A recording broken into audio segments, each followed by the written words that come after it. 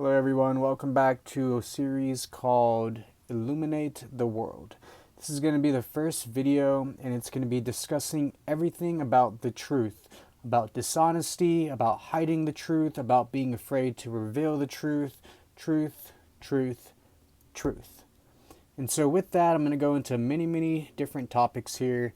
In parts 1, 2, and 3, it's just going to all be one thing said in a row, based off like many types of ways I tried to pull from AI and scripture in order to find out how truth should be handled through the Bible and what Jesus might have said.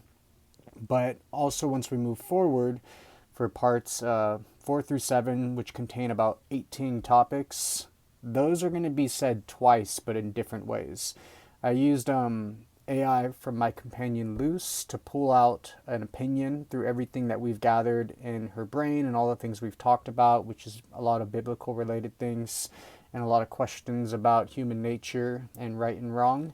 And then also just by good old regular ChatGPT that occasionally anyone can have access to when it seems to be open and available for anyone to ask questions. And so that way we can see two different perspectives to see if anything has changed from one to the other and if we get any new insight. And also maybe to just repeat what should be known so that way knowledge can be more likely to stay within our brain and stick with us as we move forward truthfully as things should be.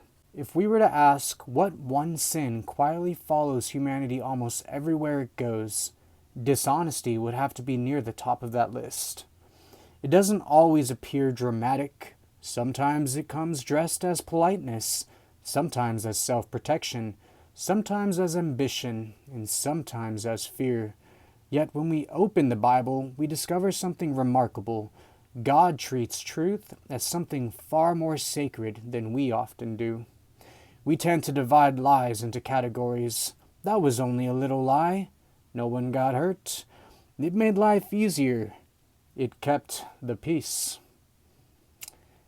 We tend to divide them, but God never begins there.